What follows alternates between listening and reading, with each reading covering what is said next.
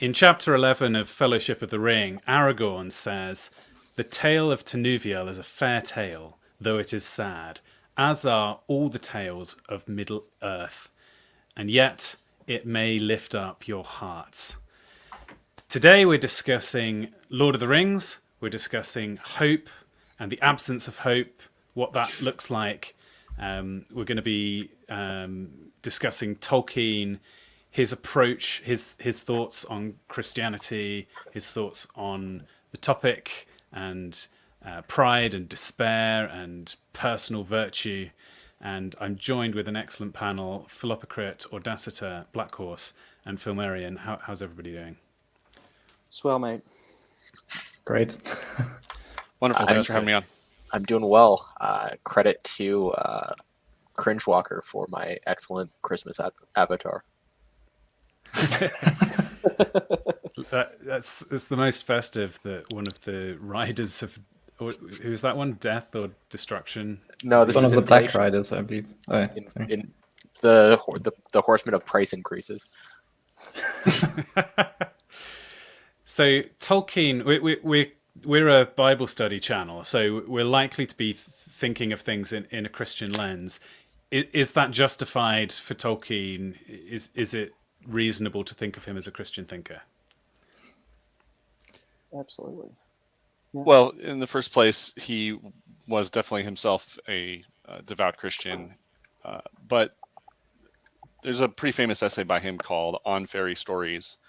And after he kind of goes through all the English lit academic stuff about what it takes to write a fairy story, he has a very kind of upfront epilogue at the end that says, look, the ultimate sort of happy ending, the ultimate joyous turn, which is a critical part of writing a fairy story, is, well, the incarnation of Christ and his coming into the world and everything he's done for people. And he said the great thing about this story is that it's actually true. So he definitely thought that this was the kind of ultimate story, and that his stories were a kind of reflection of them, or a way of expressing those themes. Yeah. So is it the case then that Tolkien meant everything he wrote as an allegory? Was he trying to create metaphors to explain his Christian faith? Was that his primary purpose in writing? That's a trigger question. So yeah. Tolkien wrote a loaded question. Wrote extensively against allegory, in contrast to some of his contemporaries. His view was that allegory was kind of the tool of a hack. So when you look at Tolkien's work, first of all, there's different elements that you can look at. Many of the letters of Tolkien, especially to his son Christopher Tolkien, are explicitly Christian, especially explicitly on religious topics. There's a really great one where he discusses why sermons are terrible in his view. But in his works of fiction, it's appropriate to say that they're not allegorical, but the themes are explicitly linked to ideas about morality that are Christian in origin. So there's thematic coupling, but there isn't allegory, I think, is probably the best way to understand it. Yeah, although I think he also does admit, at least I watched an interview recently where he also does admit that you can't really avoid allegory, to his own chagrin, I think, to some degree anyway, where there's always some sort of a connection to deeper spiritual truths, which is basically what you're saying, Black Horse, as I understand it, whenever you're writing a story. But the type of allegory, if one can divide it into different types of allegory that he likes to use, I think he refers to as applicability, which is also why he says, I think it's in the beginning of his prologue to The Lord of the Rings, not the prologue, but the foreword or something like that, where he mentions that he prefers histories to allegories. And that's why he also describes his fantasy work as history writing. And one of the things to note here is that in the mind of Tolkien, anytime you're writing about people, men specifically, you're also writing about the insights of Christianity, because his view would be that Scripture accurately describes what men are. And so in that sense, when he's writing about men in his works of fiction, he's also writing about the insights of the Bible. Yeah, I think it's a bit of a cosmological question, like the way in which he sees the world and the way in which he understands storytelling and history, even as something that humans are involved in on a continual basis.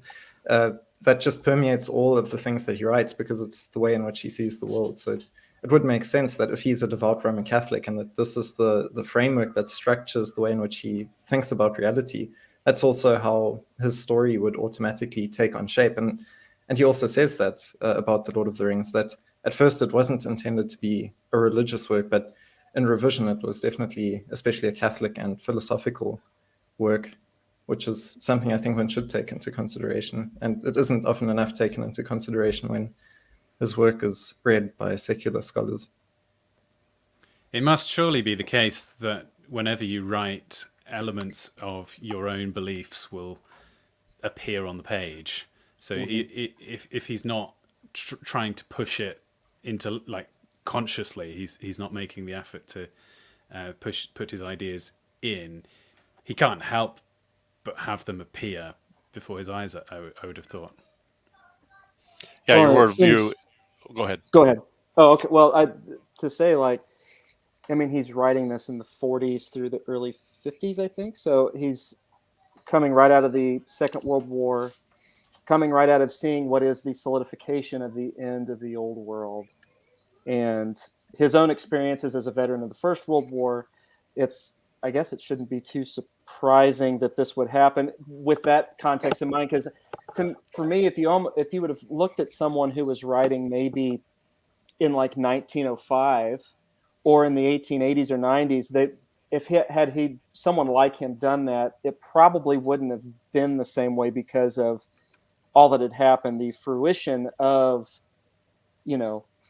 300 years of Enlightenment, liberalism, progressivism coming into its own, and the shaping of the world, and all those things, that the ultimate consequences of those had not quite played out yet. And so seeing this world, the old world that he espouses, I mean, it's very obvious, seeing that destroyed in a very personal sense of being involved in the fighting of that, and then watching it as an older man from the sidelines as the world as we knew it for thousands of years disintegrating. I guess it shouldn't be even more of a surprise that his own reflections of what he's thinking and feeling and experiencing. Now, not to say that it's a World War II allegory, that's ridiculous, but it's to say that all of it is a culmination. It's a culmination of all of his experienced life as an adult and what is his beliefs coming to a head in a fiction story. I think. I also think it's important to note that it is also a reflection of his deep exposure to Western and particularly Norse mythology. Yeah. So it's worth noting that Tolkien is actually a pretty deep expert in the mythological underpinnings of Western civilization, both the Christian ones and the pagan ones. And so, yes, he's drawing on his own life experience, but he's also deeply immersed in this other world. And it certainly comes through. I mean, the aesthetic that he creates in Lord of the Rings, the aesthetic of decline, which kind of uniquely situates him among literary figures, draws as much from the aesthetics of the early Middle Ages and the ages as it does from the aesthetics of the world just before the Second World War. Right. And I think also arguably even more impactful on at least the Lord of the Rings is not so much World War II, but the Industrial Revolution, which he is definitely critical of, or at least he views the world before the Industrial Revolution as more true or pure. And that's kind of the idea of wouldn't it be nice if we could all just live in the Shire and grow things and kind of have this every man under his own tree kind of community, right? Yeah, I mean, it's worth remembering Tolkien was born in a 19th century world that was totally different from the world that he died in 1960. Yes. Just yes. from a material point of view, probably the largest single lifetime transition you could ever pick at a point in history from a material point of view occurred during his lifetime. Mm-hmm. Yeah, I think he even describes his own life like that. That's correct. Mm-hmm. Would you describe Tolkien then as hopeful or despairing personally? Do you think in his overall outlook on the world he thought that there was hope? I think I absolutely I think if one wants to, yeah, I think so too. And I think it would be good to define hope a bit further. If I may, then because Tolkien was, after all, a philologist, then maybe it's suitable to pull out a Latin quotation of Bible. Hopefully, viewers knew to revise on Latin before joining the stream. Yes, you hope that your homework. But this is it's the first verse. Fides randarum substantia rerum, argumentum non parentium, is translated into, now faith is the substance of things hoped for, the evidence of things not seen. I think hope is always something that's characterized, especially in Tolkien's work, as something that's despite the odds. So everything on the surface that you can see that you're in contact with seems like there is no hope. It actually tries to tempt you into despair. But hope is a faith in things that you can't see, that you know, despite what you are seeing, is going to win in the end. And I think that's one of the big treasures that we have in Tolkien, is that he. To draw on this, like, I think Tolkien characterizes hope as a virtue rather than hope as kind of a rationally arrived at perspective. So he credits his characters through all of his work, not for having hope because they rationally arrive at some kind of positive assessment of circumstances, but because they have hope regardless of the circumstances in which they find themselves. Yeah, absolutely. And it comes out, I mean, just over and over again in the work. So, you have, for instance, Aragorn, before they even know that the Ents are coming, before they know that more military help is coming at Helm's Deep, he just stands in front of the hordes in front of them and he says, no enemy has yet taken the Hornburg. Depart, or not one of you will be spared. Not one will be left alive to take back tidings to the north. You do not know your peril. So, I mean, he lives that hope. Mm-hmm. He proclaims that hope, even without it being visible in any way to him. And in that speech, he says explicitly, the hope of men is always with the dawn. Yes. Right? It's this idea of the ever-present hope of mankind in the face of evidence to the contrary. I think sometimes we hear hope thrown around as a probabilistic term. You've got a hope, like a hope and a prayer. I don't get that sense in Tolkien's work. He's using hope in quite a different way to that. Yeah, I also find it really interesting that he, I know Sam, when he looks at Frodo sometimes, especially as their journey progresses and they have these interactions with Gollum, Sam looks at Frodo and he thinks of Frodo as someone who, despite his wisdom, in a kind of schizophrenic way, he still thinks Frodo is very naive, which I think is supposed to maybe be a reflection of how people saw Tolkien, how people that were more pragmatic and worked more with what they were faced with in the moment saw Tolkien, who must have been a real romantic and idealist. Despite the fact that he had gone through a World War II, even. At least he lived through those time periods. And he had actually seen a lot of trouble and a lot of what reality really is like. Not to mention that he was orphaned at a relatively early age. And he had a whole bunch of other difficulties throughout his life. So that when he writes something like this, that hope is something that comes despite evidence to the contrary, as you guys have said. It should be all the more poignant. This isn't an idealist. This is someone who's confident. Or maybe it's just someone who's really luck is really a concept that he done. Yeah, that's true, because when we think of other, not quite contemporary authors to his own lifetime, like Sir Arthur Conan Doyle. Conan Doyle never went and fought a war. He was an author and a writer and an eccentric, and so his writing of books and it seems like a massive amount of writers at the time were not people who had experienced great events in a certain way. I think someone who's just before his time, that's an example of someone who did, was like Lord Byron, who was, a cavalier romantic who wanted to go and do all kinds of crazy, lascivious and amazing things. But that's an interesting perspective. Yeah, that he's not like other writers in that sense, except for C.S. Lewis being the only one of the few contemporaries that are like that.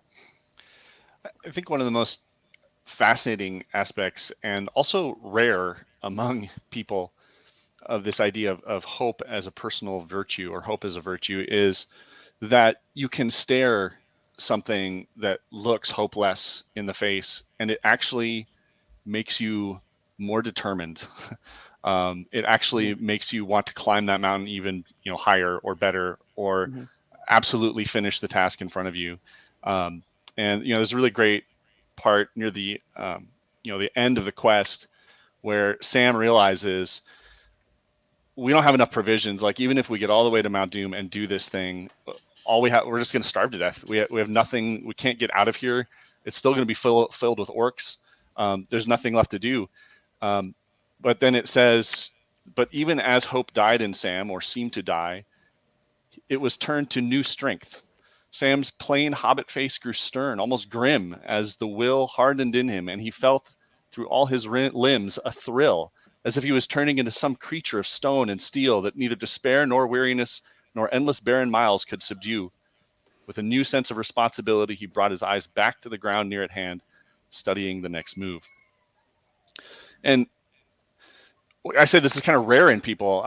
I've had the experience as somebody who leads others where this resonates with me, and so I've put before them, well, look, this is the grim reality of what this accomplishment we're trying to make here, and people will just wilt under it. Whereas I'm thinking to myself, well, this just means we got to work even harder. Let's go. Yeah, you see this actually repeatedly in the Lord of the Rings as a work. So you pulled Sam as an example, but you could just as easily pull Theoden and Eomer as they fight on the Pelennor fields, and they're described as in this kind of fey mood where they want to die in a way, in kind of this heroic effort to accomplish the thing that's set before them. And this is a deep theme in Tolkien's work, that a man actually has a life to spend, and that there's something heroic about spending it well, rather than preserving it at all costs. And this is like incredibly countercultural in our background, right? The idea that you would, rather than do all the things that you can do while preserving your life, that you would actually spend your life for something. Whereas all the characters in Lord of the Rings view their life as something given to them to spend. We want to look during the stream both at examples of hope and despair. I'm worried if we spend the whole beginning of the stream talking about hope, we'll be ending on a real downer. So let's take a plunge into the darkness within Lord of the Rings. What examples are there of characters who have no hope? Or situations which are portrayed as really grim and hopeless?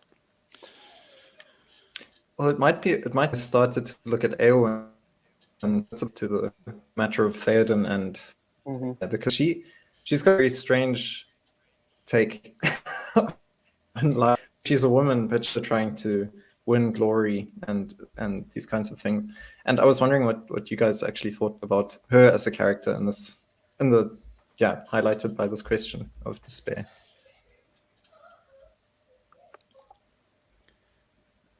Well, there's the romantic hope that she has with Aragorn, right? Yeah. Yeah. And he says to her, "What is it?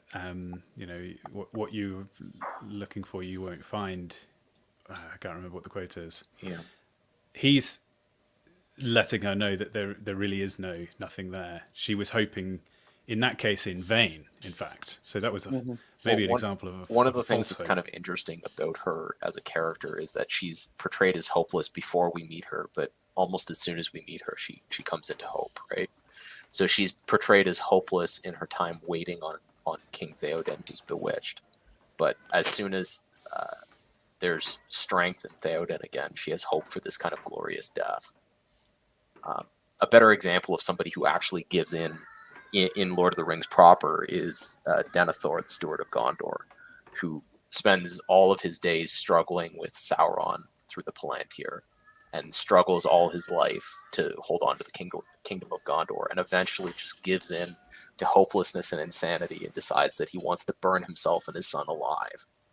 So this is what I mean when hope and despair are contrasted as virtues and vices, rather than as sort of rational assessments, because despair in Denethor's case means that there's action orthogonal to the good as a consequence of the assessment, rather than Éomer, who after his father dies sees no hope in winning the battle and decides that his version of hopelessness is to go out in a blaze of glory trying to accomplish that which he believes not to be accomplishable. And you can see this paralleled back all through the Silmarillion, through all the characters there, right? Bjorn and Luthien go and pluck a Silmaril from the head of Morgoth against all hope, not believing that they're going to accomplish this, and yet they try, right? And the same with. I think there's also. Sorry. I was just going to say the same with after the Pelennor Fields. At this point, King in Waiting, Aragorn, and King Éomer and the remnants of their forces that they can take go to the Morannon to the Black Gate and fight essentially a no way there's going to be any win battle against 60,000 plus forces of Mordor versus their 6,000, and it's like, oh well, we're probably going to die, but at least we'll maybe if Frodo is alive, which we see then too, like, oh, Frodo's dead, we killed your guy. The Mouth of Sauron talks about that, he's dead, and we tortured him and everything, and a lot of the weaker willed ones start freaking out that, oh my gosh, so this is all for nothing, then we're going to lose. And they still go, and Aragorn and Gandalf are like, no, we're going to fight this thing and just do it anyway. So, yeah, I think there's also a strong parallel between Denethor and Saruman, because they both use the Palantiri to engage in battle, or not battle technically with Saruman, but to sort of treat with Sauron. And because of this, they think that they have foresight, and that plays again into this whole idea of you can't really see hope. You just have to trust that it's there. Sauron's another great example of the moral vice of despair, right? Contemplating their orbs. Well, yeah. I mean, what does he say to Gandalf? Against the power of Mordor, there is no victory. We must join with them. Yeah. Mm. And it's because they're going on clearly evidence. The forces are overwhelming, so therefore I'm justified in whatever I want to do. Mm-hmm. And he turns out to be proven wrong, but what he said did appear to be sensible at the time, right? Well, it's a rational assessment of their prospects rather than a statement of duty. And this is almost the contrast. Hope is always like a statement of what duty we have, whereas despair is always like, look at the circumstances, this isn't going to work. Yeah, despair is definitely an enervating force that pulls your energy out of you and makes you unable to even face the evil. You just want to give in or give up or whatever. And you see that we've been talking about Saruman. even just the effect that the ring itself has to try and drive Frodo to despair, where it tries to get him to just hand himself over to the Dark Lord, or the effect of the Nazgul on people, where just their presence on the battlefield has this sort of intense feeling of despair that just leaves people unable to fight at all, unless they have in their company a man of great hope like Faramir, who can drive man or beast to still stand up against the Nazgul. Oh, and Well- you also see it, like we've referenced two characters, but when Gandalf, prior to the Hobbit, Gandalf recovers the map that leads to the discovery of the entrance to the Lonely Mountain from Thor, who's in prison in Dol Guldur, and it comes up why it is that he doesn't rescue Thor from the dungeon, and it's because he's in such great despair that he can't leave, and he dies there because he's so enervated by this experience and the experience of losing his dwarven ring. So this theme is like, it's everywhere in all of the characters that fail to act, that they fail to act because they're enervated by their sort of hopelessness. You know, another character we haven't mentioned yet is Arwen, and her fate as becoming mortal for her elvenhood to being a mortal woman, and like her death, like in the appendices, it describes, you know, King Elisar dies. She goes into great mourning, wanders to Lothlorien, and then dies like on a hill somewhere, and it's just this tragic fate that she has, and she knows going into a relationship with him in this period of courting that if this happens, I will have this great joy of being with him and having a child, but my entire existence fundamentally changes, and it will be one of immense pain and sorrow and hopelessness. Yeah, I was playing around a bit with a concept. I was wondering if I could bring up my diagram. Yes. We can always, thanks, put it away again. But over here, when I get to it, I was also thinking of Arwen over here and Aragorn. So Arwen acting as a kind of foil to Aragorn, because Aragorn is kind of this kingly protagonist, and I've often heard this triad described as kind of like king, prophet, priest triad that one also has in Christianity all the time, where Aragorn the king, Frodo is like the priest, and Gandalf is like the prophet. And so they in fellowship have this kind of triune function as well, that eventually leads to the defeat of evil. And that this is also then kind of a depiction of the Vain God, the Eru Ilúvatar, works through his creation to overcome the evil that has attempted to rebel against him within that creation. But I just found it interesting because you've got like Aragorn, and then you've got a foil that helps us know who Aragorn is, because he's got like a counterpart, which is also how Eve is described in the creation account. Sam, you can watch Frodo through Sam's eyes, and there's conversation that goes on between the characters. And you've got Gandalf, and you've got, I'm not sure about this one, but I think a good foil for Gandalf would be free people of Middle Earth, because the third age is also his age, and he kind of has this mirror in them. But then they also have evil counterparts. So here you've got this theme, but on the evil side of things, you've got this more monolithic theme. So you've got Sauron, and he's got the ring. So he's kind of more in conversation only with himself and with his own power.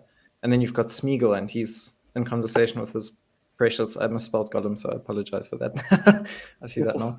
But yeah, and then Saruman has Wormtongue. So there's also kind of this extension of Saruman's silver tongue through his agent. But these are all separated from one another, and they also are at odds with one another, so they fight against one another. And that also eventually leads to their defeat in a big way.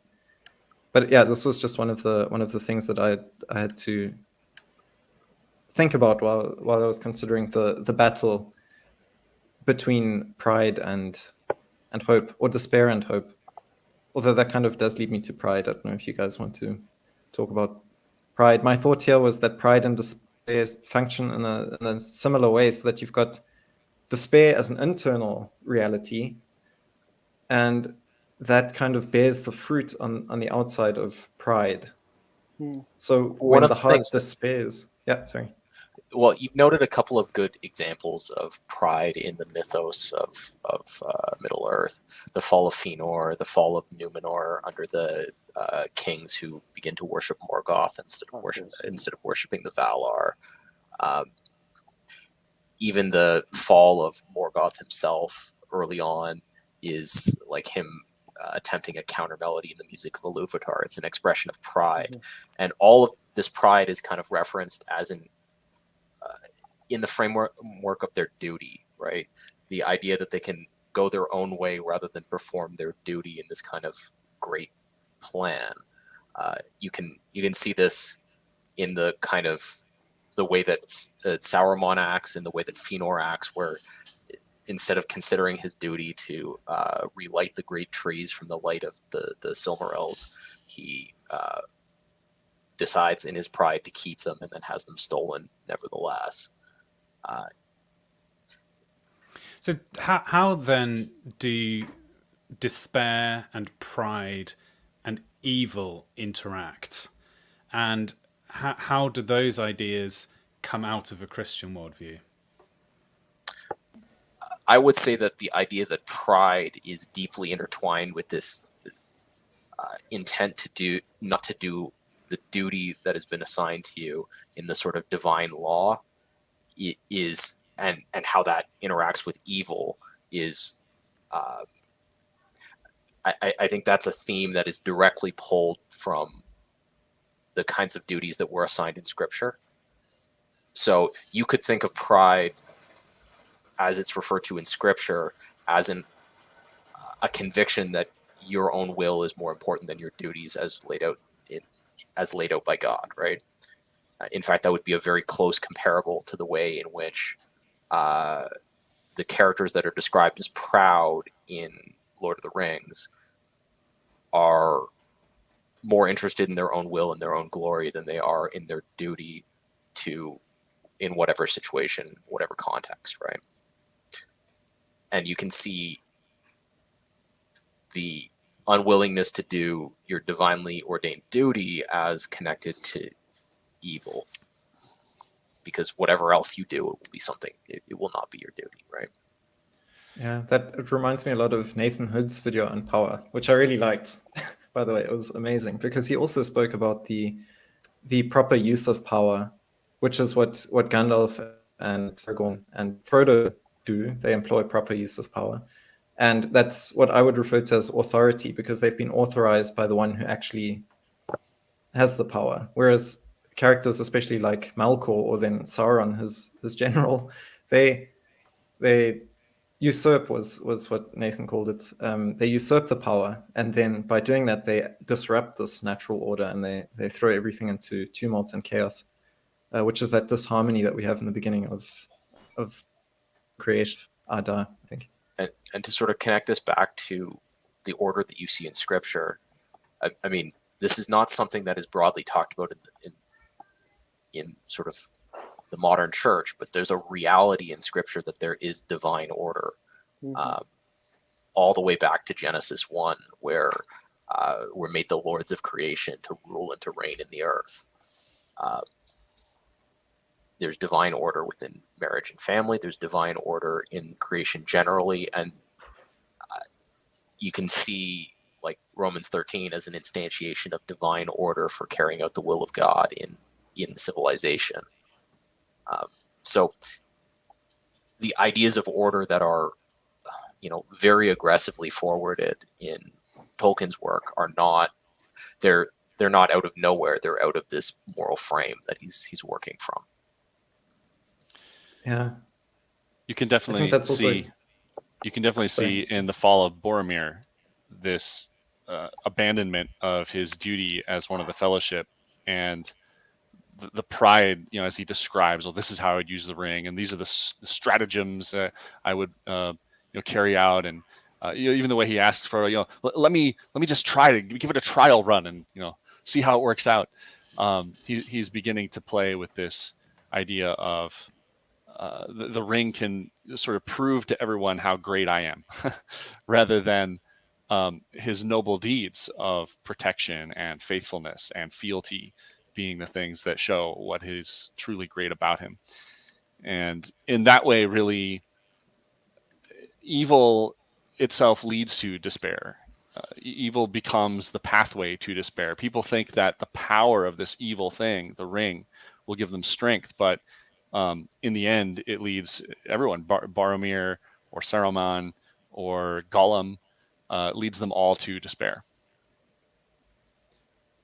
Yeah, I like to think of it as the as the privation of the good, because it really shows the nature of the rebellion that happens in the creation account as well. But throughout these stories, there's always this rebellion against the natural order. And Nathan, again, sorry, it was a really good video, so it's stuck in my head now. But he was describing Gollum according to this, like he's become twisted and so on because he's rebelled against this natural law. And so have all of the other evil creatures like the orcs and the trolls and the Uruk-hai especially as well, because they're kind of like, yeah, a very big rebellion against natural order. And I've forgotten where I was going with this, but yeah, anyway, I've forgotten where I was going with that.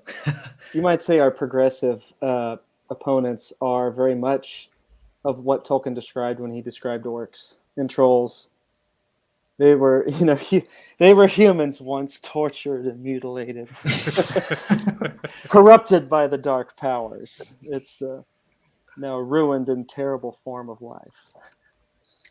Yeah. So do we see then that evil leads to despair, or does despair lead to evil? I think for Tolkien, despair leads to evil. Mm-hmm. Yeah. Where do we see that in Lord of the Rings, and is that also a biblical idea? Well, all the characters we've referred to so far despaired before they did wrong, right? Okay. So Saruman despaired before he did wrong. The Steward of Gondor despaired before he did wrong. It's an ongoing theme. Mm-hmm. And biblically, I think there's the proverb, pride comes before the fall. That's paraphrased. It's actually a parallelism, and I've forgotten how it goes exactly. I think it's in Proverbs 16. But this is something that one sees play out in something like Milton's Paradise Lost, where Satan is also described as super proud, and as all he falls away, and there's evil. Gandalf in the Council of Elrond says, despair is only for those who see the end without any doubt, or beyond all doubt. So in a sense, there's a pride there in one's own understanding and full certainty of how everything works, leading to despair, because as long as you acknowledge that your own understanding is limited, there always remains the possibility of good coming through. But do we not have a certainty about the end being good? I almost feel like there's a sense in which Christian hope is only for those who see the end beyond all doubt. Is there a disjunction there? Tolkien sees certainty as a I think this is actually the marker of evil. This is actually going to come down as a division between Tolkien, the Catholic, who has a fundamentally different view than sort of people in the Reformed Protestant tradition will, of what comes next, right? Right. So for a Catholic, you're constantly participating. Well, I'm not an expert in Catholic theology, but there's quite a bit of difference there. I should say I'm making the assumption that Gandalf there is taking on the voice of the author, which isn't necessarily true. But Gandalf is certainly portrayed as a wise character, and I don't think. Yeah, I think it's a fair characterization of the way. It's a fair characterization that it's an insert for the author. Yeah. Yeah, I think there is something to it. I mean, that's why this phrase that he also says in the movie is so so impactful, where he says, "Not even the wise can see all ends," or something. Not even the very wise can see all ends, or something along those lines. That again, the certainty that we have does not come from seeing what the end is. It comes from knowing who the end is, I think. And we might not know the exact shape of the end, but we know who is bringing it. We know the king that returns to us in a sense. Trust in the Lord with all your heart and lean not on your own understanding. Yeah, I think this is definitely going to be a place where Tolkien's works are not, they're not as sort of obviously, or they don't draw as clear parallels as C.S. Lewis would, for instance, between, say Jesus and an Aslan, right? But there is this strong sense in Tolkien's work that there's some kind of providence of good working in the background, so that early on when Gandalf is explaining to Frodo, what this ring is really all about, he says that, look, the ring had to come to you, and it was meant for Bilbo, and that means that it was meant for you. And it doesn't really get too much more explicit beyond that, in terms of this is the deity or something behind all of it. But there is this idea among the free peoples, or the good and the wise in Middle Earth, that something out there wants to defeat the shadow and is working to make that happen. Yeah, that's an interesting point, because in the mythos, in several different of Tolkien's deep dives into his own mythology, he talks about how among elves and men, even especially by the Third Age, speaking of Eru, Iluvatar, of God, is like the way that the Hebrews treated Yahweh.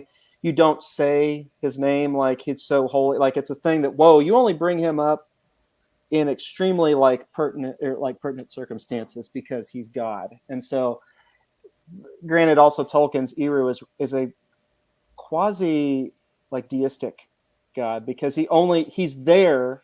He's not completely hands off, but he basically sits and observes and only intervenes when he needs to. Which is, it happens a lot throughout, especially in the Silmarillion period and things. This is one of the things where actually I think there's an interesting parallel to the way that the New Testament is framed.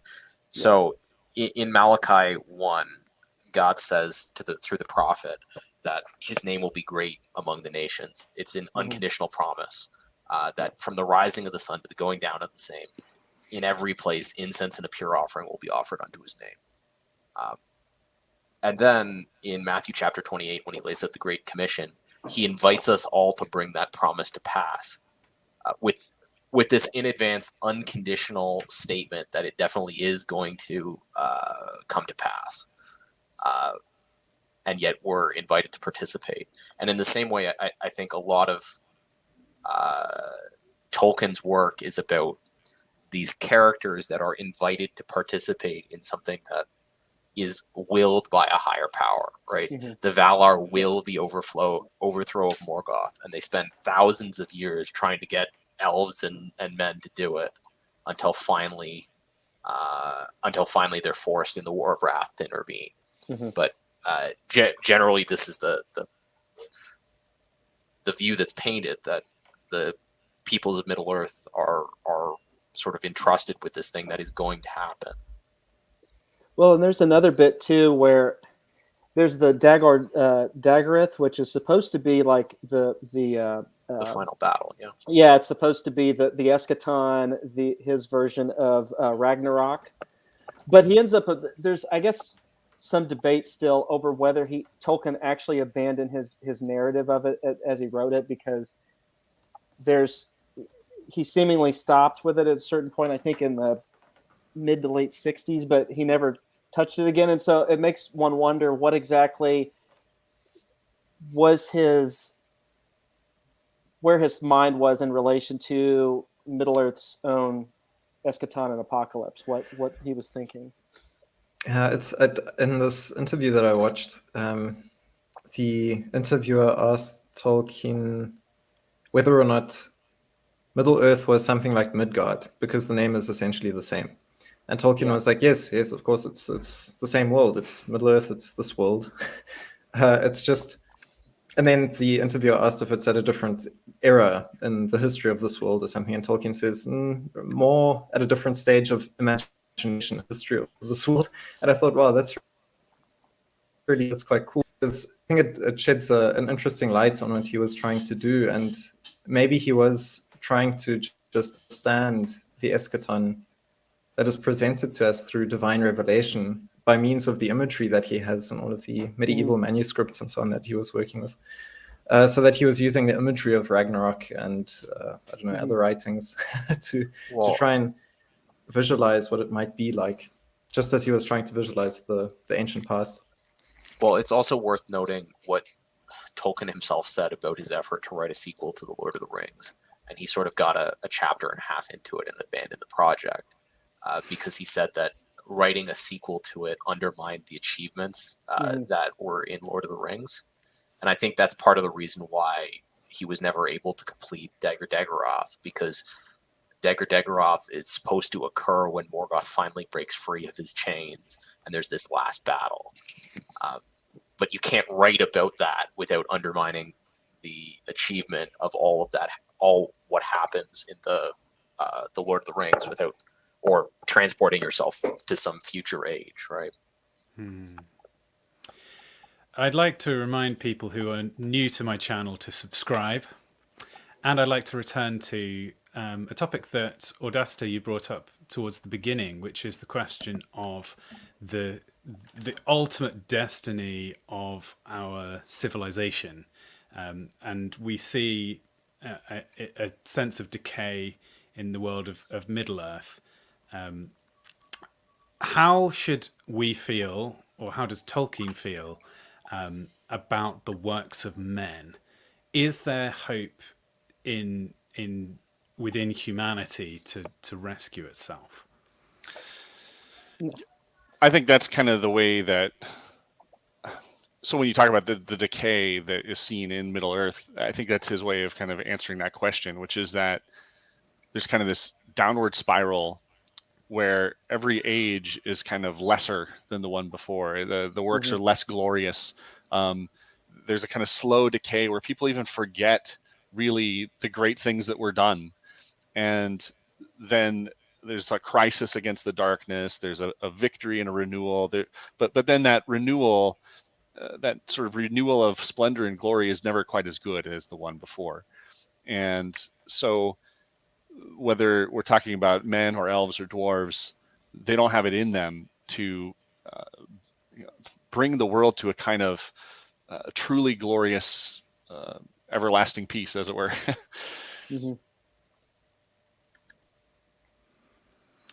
Yeah. So what about in terms of Tolkien's Christian outlook? Does he get this pessimism from the Bible? So this is, I mean, there's pieces to this. You can make a pretty clean argument that he takes this pessimism from the Dark Age aesthetic. So this view of decline is like constantly with you when you read the post-Roman scholars, which is, what Tolkien spent a huge proportion of his life doing. It's also very much with you in the interwar period when he wrote most of the Lord of the Rings. So this idea of decline is a key feature of the Great Depression. It's one of the things that I think actually makes his books incredibly relatable right now. Is this a Christian concept? Well, it depends if you're a post-millennial or a pre-millennial. Right. We need to have a brief explanation of what those two terms mean. Adaster, you want to take that one? Actually, you'd probably be able to define those better than me, frankly. Okay, so if you go back on this channel and look at the stream, which describes the prophecies of the millennial kingdom of God, there's this concept in Scripture that Jesus will rule and reign in the earth in one sense or another, and there's two historically dominant and one significant and especially significant recent school of thought as to this. The premillennial school of thought will take the position that history after Jesus's earthly ministry is this, just as described in Romans, this kind of birth pains situation where things are getting worse and worse and more intense crises on and on until this sort of final crisis at the tribulation, and then there's the return of Jesus. And there's within the postmillennial school, there's this there's dispensationalism and all sorts of other things. But for the purpose of this discussion, that's good enough. The premillennial school is that actually the millennial kingdom of God that's described in both in the Old and New Testament is to occur during the age of the church, and that this kingdom of God's glory will come on earth in the form of theonomic dominion over the nations of the earth. That, as described in Daniel's prophecy, the kingdom of God will crush all the earthly kingdoms, and the church and depending on the version of this you look at, Jesus physically will rule and reign on the earth in the imminent future,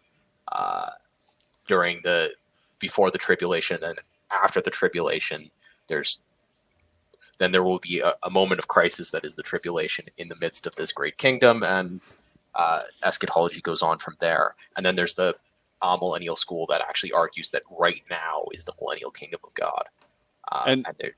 Notably, as a Catholic, that's the one he would have most likely prescribed to. I mean, I guess everyone can have their individual beliefs, right? So Roman Catholics are not going to be either postmillennial or premillennial. They're going to think more about, the end times are sort of generally. That's right. But all of the Protestants that he would have interacted with who dominated the culture of the West at the time were overwhelmingly premillennial. That is true. Absolutely true. Notably in history, World War I sort of smashes that premillennial view, so that it was once dominant and recedes quite a bit. But I think really this idea of decline is more just focused on the basic Christian truth that you can't achieve that salvation by what you do. Ultimately, there is something higher from outside of us that brings that salvation to us. Now, Lord of the Rings doesn't really go all the way there in answering that question of where is this ultimate salvation. The elves go off to a kind of heaven, if you will, across the sea. Frodo and the other ring bearers do, but I think that's one of those things where an author kind of leaves that hanging for you to want to think about and wonder about in real life, rather than sort of spelling it all out. Gandalf says, hardly has our strength sufficed to beat the first great assault. The next will be greater. The war then is without final hope, as Denethor perceived. Victory cannot be achieved by arms. And that's really critical that Gandalf adds that at the end. So it sounds like he's about to say, Denethor was right, we should all go and set ourselves on fire and jump off the roof.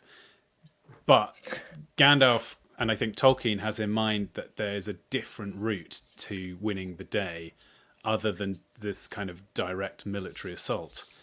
And I think we see that concept that throughout the Old Testament, we see that it is God who's leading to victory rather than Israel's military might as well. So what is it that David says? It is not by sword or shield that the Lord saves, but for the battle belongs to the Lord, and he will deliver you into my hands. Mm-hmm. So it is hopeless on a mortal plane. You can look at all the reasons to lack hope and think that they're all rational. And we see that happening all the way through Lord of the Rings. But there's nonetheless a steely hope and resolve in some ways, like you were talking about Sam setting his face like flint and carrying on to the end, because he knows what's good. And he has this kind of underlying belief in good triumphing over evil. which goes beyond what can be rationally assessed. And then when you look back from the end of Lord of the Rings at Saruman saying, well, it's hopeless, we might as well just join the Dark Lord, he looks naive and foolish and self-congratulatory in his own intellect. There is a really curious quote before that one you just read from Gandalf, where before we're kind of given this view into this final council before they take this army to the Black Gate for the last big battle, and Legolas and Gimli are talking, and Gimli says, this is how it always is with the things that men begin. There's a frost in spring or a blight in summer, and they fail of their promise. And then it says, but yet seldom do they fail of their seed, said Legolas, and that will lie in the dust and rot to spring up again in times and places unlooked for. The deeds of men will outlast us, Gimli. And so even though the predominant theme is about that sort of inability of mortal works to bring something sort of lastingly good or perfectly good, somewhere in there he says there's a seed, right? And we could get hairy with Roman Catholic theology there a little bit, but I would look generally for Christians or the sort of general Christian theme about the idea that Christ has redeemed the originally perfect nature of man and brought that out of darkness into light, and so that will come again with him and through him. Especially that line about it's left there to lie and in the dust and rot until it springs up again. And hard to as a Christian at least to read that and not think about the last day. Think about Paul talking about in 1 Corinthians 15 about how what is the body that we have now corrupted by sin. What is sown is perishable, what is raised is imperishable. It is sown in dishonor, it's raised in glory. It's sown in weakness, it's raised in power. So in a natural body, it is raised a spiritual body.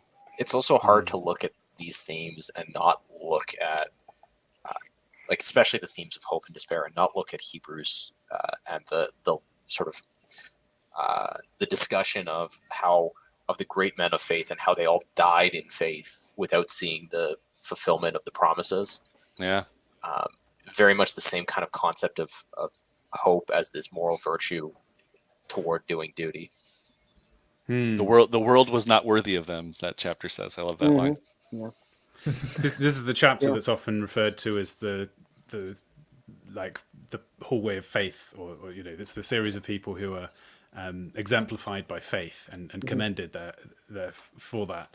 But we seeing back in Corinthians, these three remain faith, hope, and love. So what's the difference then between faith and hope? I think we can easily distinguish love, but those two have, in my mind, quite a lot of overlap, especially if we're talking about faith if we're talking about hope as being a certain hope. So are you not in both cases just trusting? Can we draw out that distinction? So I would say, according to Hebrews 11, verse 1 again, that faith is the substance of the things that are hoped for, which means that the faith it's like a clearly defined, it's got clear contours, it's clearly defined, it's got a character that's recognizable, it bears fruits that are good, and it's by these fruits that you know that it's, true. And not that one should maybe focus too much on that, but the point is just that I think it's that the faith is defined here, at least, as the substance. So it's like the essence of the hope that we have. That's what I would say. So faith is the substance of what is hoped for. Have I got that right? Mm-hmm. Yep. Okay. Thank you. Okay, let's talk about what can produce hope then. What do we see in The Lord of the Rings that causes people to be more hopeful? So if to still also link into I really like the image of data, but I think the thing that gives people hope is something that's external by nature, and I'm pretty sure that Tolkien, as a devout Roman Catholic, would have also laid this very thoroughly into his work. that the god that he worships is a sacramental god. It's one who works through means that seem pretty menial or not very glorious in any big way, like hobbits, for example, or like David, through means that seem very plain or not very exciting. He brings about the salvation of the world. And I think that's also, I don't know, I like to think about it as a kind of simultaneity. So there's, at the same time, there's something that doesn't look great, but then hidden behind that, there's something that's amazing. And one can think of this interplay between evil and good as that as well, I think, where you've got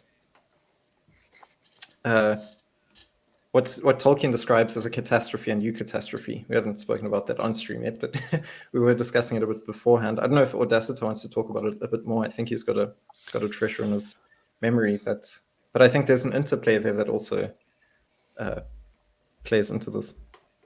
Yeah, I think we mentioned it a little bit at the beginning, actually, but this is what Tolkien says is kind of an essential part of any kind of fairy, what he calls a fairy story, which is this joyous turn when everything seems blackest, grimmest, on the brink of failure and despair. Then there's this sudden event that turns things around in an unexpected way. And so rather than being what we would normally think of as a catastrophe, a horribly tragic event, it's a eucatastrophe with the prefix there from Greek meaning a good thing, an amazingly good thing that happens suddenly and without expectation. And so this eucatastrophe is kind of the ultimate manifestation of that hope at the end, that the hope is fulfilled in this eucatastrophe. What about the hobbits? Where did the hobbits get their hope from? Because all the way through the book, we see them as the physically least significant protagonist, and yet maintaining the fortitude of character. And I think it's interesting looking at them relating to one another and their dialogue. How do we learn from the hobbits about hope? Yeah, I think Tolkien's argument is that hope is the great. So all the different races in Middle Earth have their great failings and their great strengths, and actually hope is the great strength of the hobbits, right? Mm-hmm. This sort of simple hope and humility. These are their great strengths, as opposed to men who have great physical prowess, or elves who have, immortality and wisdom. No, that's a really good insight, because it's like everyone has to kind of learn that from the hobbits, and you do see some men, or at least what appear to be men, if you count Gandalf as a man or not, but you do see some men who seem to have a higher affinity to that. But then, of course, he also introduces hobbits and men as having a kind of affinity that the men are sort of drawn to the ways of hobbits, almost in a way they don't totally understand, whereas the other races are a little bit more, sort of just like hobbits. Oh my goodness, what are these weird things from off in the Northwest somewhere? So, yeah, it's definitely tied to their race, because I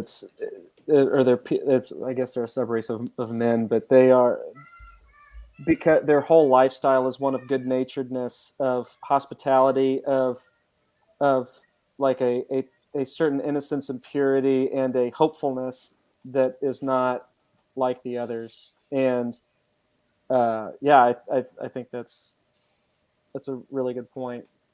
Yeah, again, just geographically as well, it's quite interesting, because they live within boundaries that are very well protected. Yeah.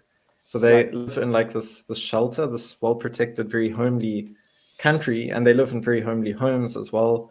And so that's one might be able to think of it as a womb or something within which a child is prepared to then eventually go into the world and do things that other people couldn't do. The chat says the Hobbit's hope comes from second breakfast. So you call it childlike faith, actually, if you think about it. And they're described as being childlike. So what someone else in chat said, ignorance. Yeah, here we go, Mike Lee.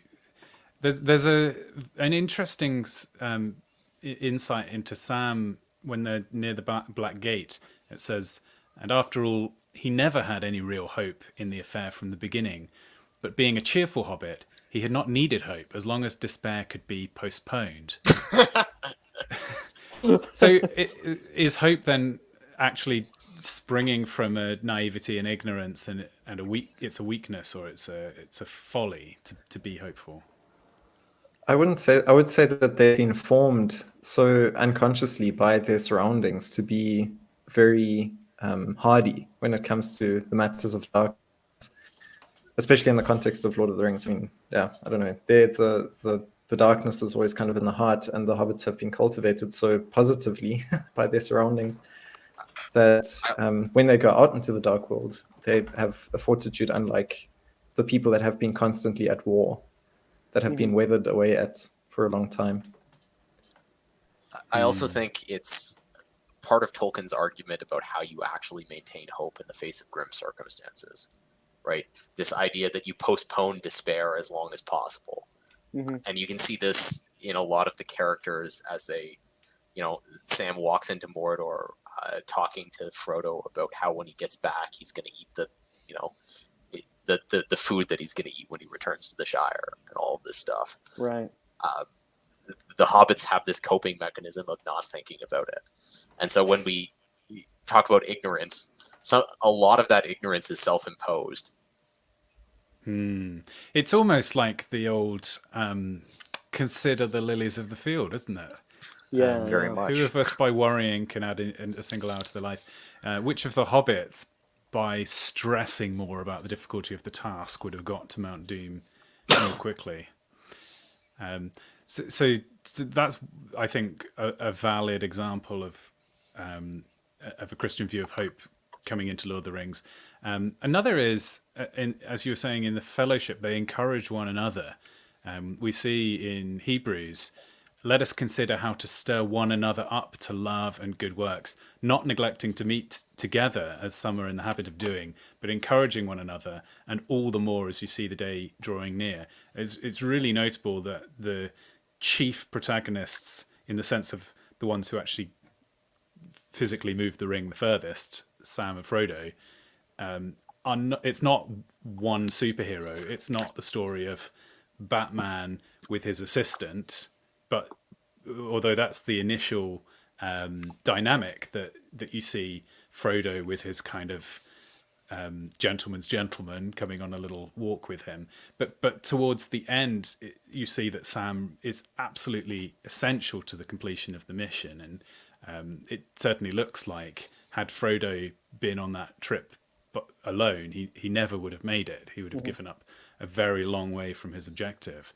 So it's the two of them together spurring one another on.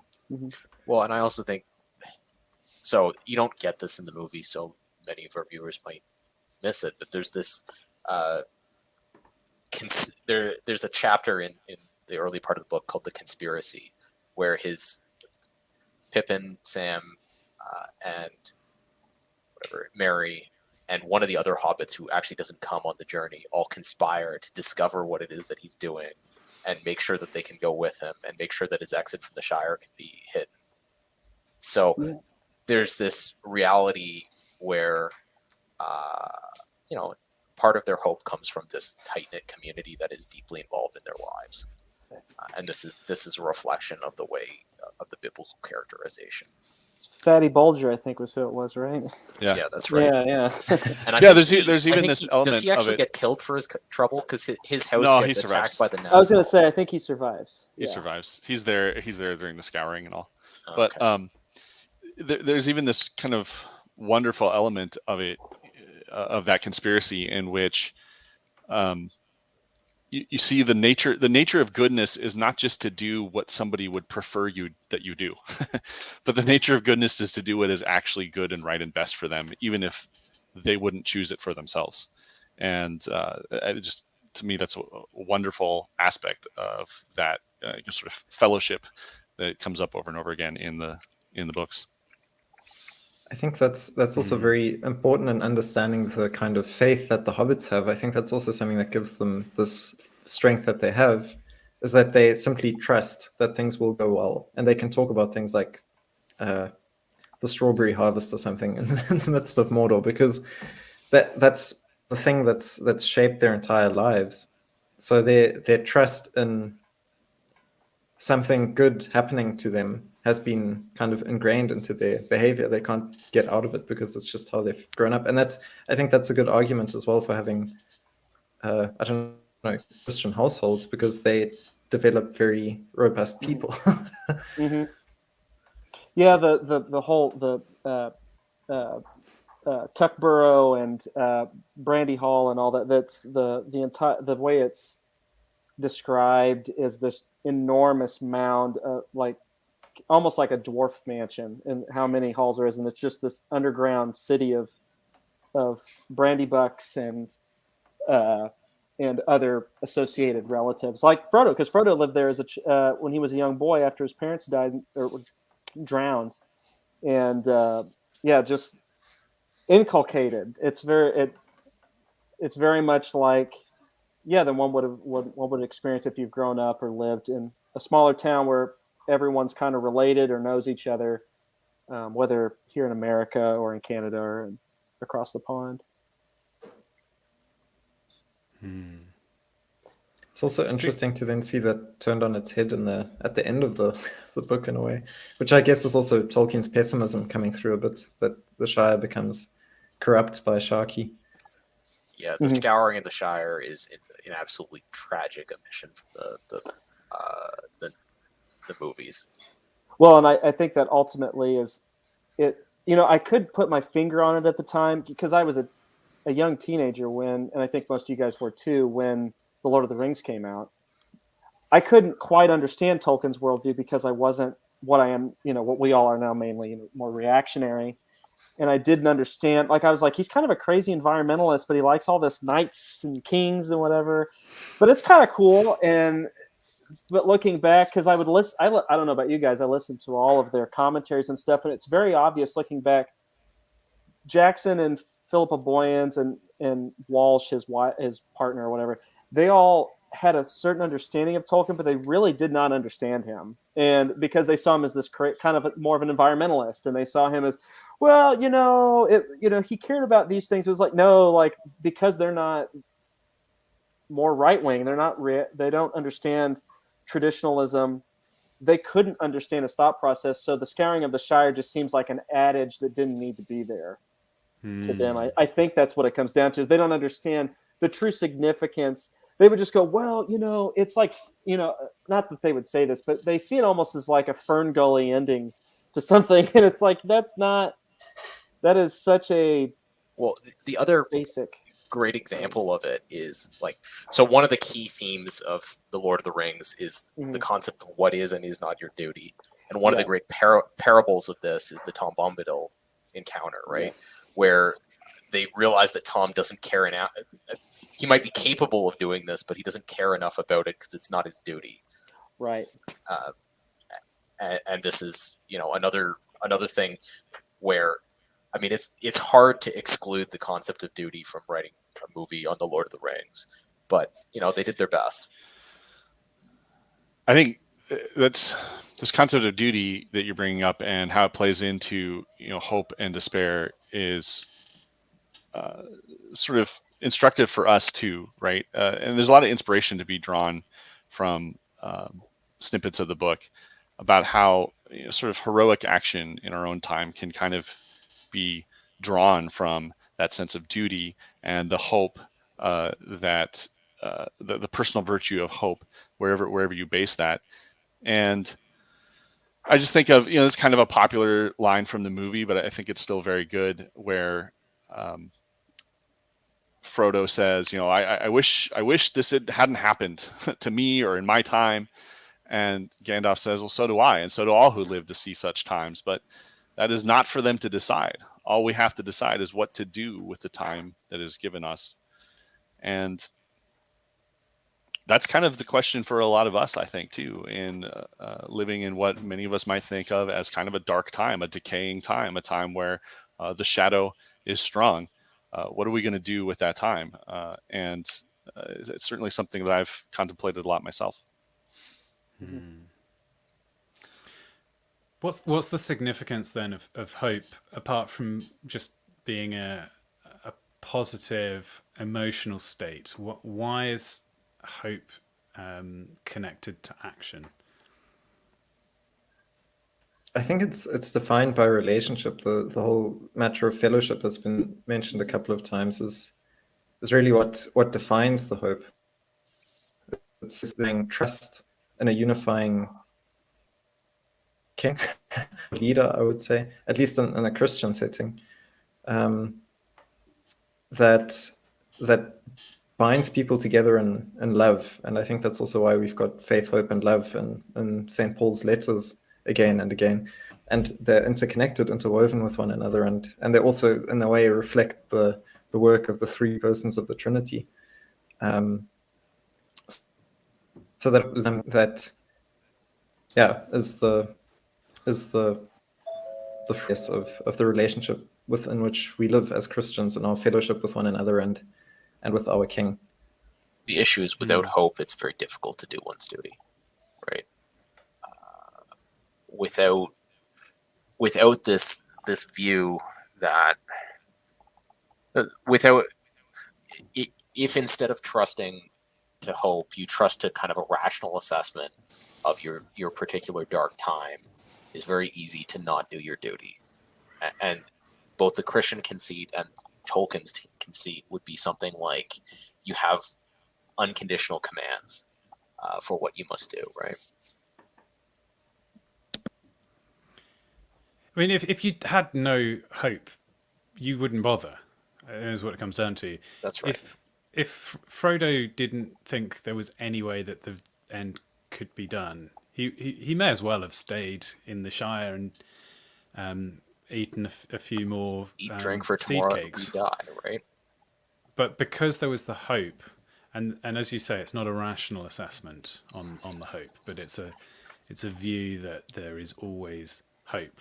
Then that can drive your actions and give you the motivation to. Audacity, in your notes here, you've said a mixture of hope and goodness leads to heroic action. I wonder if you can elaborate a bit on what you mean by that. Yeah, I mean, I just had a collection of different quotes from the book that I felt were related in some way, and I'm not sure I put all the pieces together quite, wonderfully. But next to this idea of what are we going to do with the time that we have, right? You have also the inspiration that leads characters to do that. So I was really struck, for instance, by this quote from Faramir in The Two Towers, where he says, "War must be, while we defend our lives against a destroyer who would devour all. But I do not love the bright sword for its sharpness, nor the arrow for its swiftness, nor the warrior for his glory. I love only that which they defend. The city for the men of Numenor, and I would have loved her for her memory, her ancientry, her beauty, and her present wisdom, not feared, save as men fear the dignity of a man old and wise." And so Faramir is driven by a love of the good things, a love of what is good in the world. Sam has this other moment when they're in Mordor, where he sees a star in the skies while they're in Mordor, and there's kind of a cloud covering over the skies, and he thinks to himself, really at the end of the day, the shadow is actually quite small because it can't touch that. And again, it's this sense of there's goodness and beauty even in a decaying world that's worth defending. And so the hope that says, okay, then let's do this. Let's overcome all odds and defend it because it's worth it. And I guess that's where I was kind of going with that. I think that's also an important Christian thought that's embedded in there. That the creation which God created intentionally in the beginning was good. Yeah. And despite the fact that it's corrupt, there's still the sort of vestige of what God desired in this creation, which he also died to save. So that's actually, I really like that. And I think connected to all this, especially to those words from Gandalf, would have to be the words from Ephesians 5, where Paul says, look carefully then how you walk, not as unwise, but as wise, making the best use of the time, or as some translations say, redeeming the time, because the days are evil. The days are evil. And the other point I wanted to bring us to in your notes was hope is often fulfilled by small things. Augusta, what did you have in mind there? Yeah, just the way that things in Tolkien's world often seem like they're not going to be enough to the eyes. They seem as if they will be inadequate to the task, and that's maybe not so much in Lord of the Rings, but certainly in The Hobbit. The dwarves all instantly doubt that this guy is going to be worth anything when Gandalf brings them to Bilbo's house, and yet there's more to him than meets the eye. In the Lord of the Rings, particularly, I was struck by the very beginning of Return of the King. All these reinforcements are coming into Gondor, and everyone's hoping that it's going to be these big numbers, and then at the end of the day, like every force that comes in to help is smaller than they wanted it to be. And even though it's true that if that was all they got, it wouldn't have been enough. It was just enough for the Rohirrim to arrive. It was just enough for Aragorn and his fleets to arrive, and so it appeared small in their eyes. God even says to the Israelites at one point, who despises the day of small things, because he's able to save through those small things, and that's I think another kind of regular theme in Tolkien's work. It makes me think of God chose the foolish things of the world to shame the wise. God chose the weak things of the world to shame the strong. And I think we're foolish if we spend our whole time writing off paths and saying things are useless and hopeless, and we need to put all of our hope in the what appears from a worldly perspective to be strong. I think the lesson might even be stronger than that. That it's not your office, oh man, to decide what is weak and what is strong, right? It's you have a set of duties that are unconditional, laid out in Scripture. Who are you to assess the evil of these days and say that it cannot be overcome?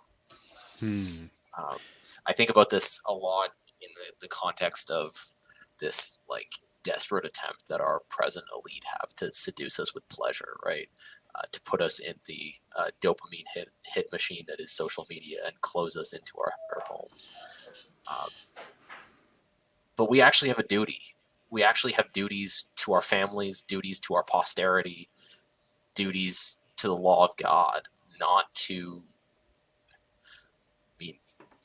for example, not to close the door on our fellow man, right? And in the same way, just looking to your duty rather than looking to your assessment of the situation is transformative in a sense. All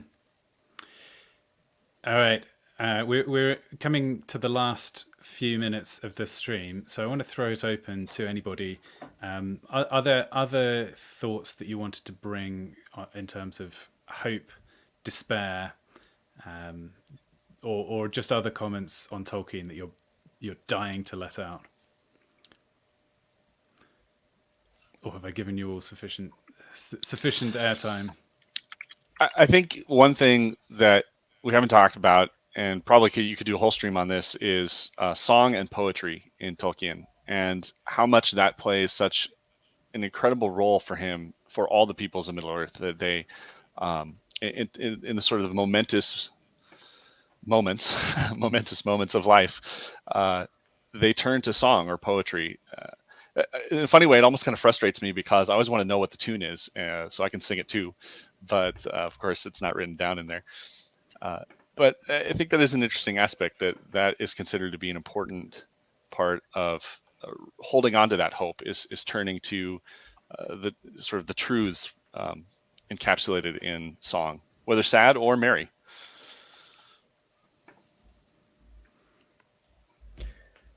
I think from my side, I'd just like to re-emphasize the fact that, or this thing that comes up at the end of what's it called? On Fairy Stories essay that Tolkien wrote, where he says that he describes legend and history in this way, that it's like a soup pot and you can throw different things into it and then you get different soup out of it. And eventually he comes down to what Odessa was saying, that the ultimate myth or the ultimate story that can ever be told, that has ever been told, and that's rooted in history, is the one of Christ crucified, which is the ultimate, not reflection, but light that also is reflected in Frodo's sacrifice on Mount Doom. And I think that is something that we, as people who are embedded in that history, whether we want to or not, we have to admit Jesus is a historical character, and that's our myth within which we live. That is actually something that can give hope and courage to those that are in dire straits. Amazing. Let's quickly go around the panel as well and see, does anybody have things that they want to shill in the most high class of way? Philippocrates? I've written a book. I feel really bad shilling it right now because this doesn't hold up to the same standards. And it's pure plagiarism. but I wrote called House of Noth, and it's also a fantasy novel. Nice. Great. So if you're frustrated because you've read everything that Tolkien has ever written, and you want something adjacent, then this could be the fix that you need. Is that fair? Or the greatest disappointment of your life. It could also be that. But I'll just say yes, it's the fix you need. Go and watch the review or the discussion on Philippocrates' YouTube channel, because he had a young reader called Grace who gave it a glowing review. I seem to remember it was the review of Tolkien's nephew that got The Hobbit published in the first place, and the fact that the nephew liked it was entirely all the recommendation that was needed. So anybody else? I'm about as well known as Hobbits Outside the Shire, but I do have an Odyssey channel if you want to check it out. So you can always do that. I haven't updated in a little while. It's been a busy Thanksgiving, Christmas season for me in real life, but hoping to get back out of here pretty soon. Especially the experience of preparing for this was actually a lot of fun. So, yeah, for myself, I have not been to YouTube, see all that sort of stuff quite yet. I hope to at some point, maybe this year. My personal life's been very busy. Got married and all that fun stuff. So, holiday season and things as well. But you can follow me on Twitter at Filmarian1. And you can find me there. I also recommend for anybody who did not know related to Tolkien that there is The Nature of Middle-earth, which is the last of his writings in essay form about Middle-earth. So if you haven't seen it and you're interested in deep diving into some of these topics we've talked about, this book does have some of those in there, especially when it comes to the elves and to men. So. And I'll go last, I suppose. I've got a series coming up with Radlib and Turnip over on Radlib's channel that will look at the 2008 financial crisis, in which I will put it on my other hat as a professional in that industry. I don't usually stream about anything not related to biblical contact, but Radlib and Turnip are a good pair of fellows, and you should definitely jump over and follow their channel. Mm-hmm. Yes. As for me, apart from reminding everybody to subscribe to the channel you're currently watching, I've just started a new channel this year called Lambda Daily Scripture, which is providing, over the course of a year, we'll be reading through the entire Bible in sort of chronological order, or as best as we can reconstruct. I also wanted to say thank you for Apostolic Majesty has organized this Tolkien Day and put us in the program. So make sure that you go and check out the rest of the videos that have happened already. I know Philippocrates mentioned Nathan Hood's contributions. So go and check out his channel. And Apostolic Majesty immediately after this, so in 30 seconds, will be continuing with another live stream of his own.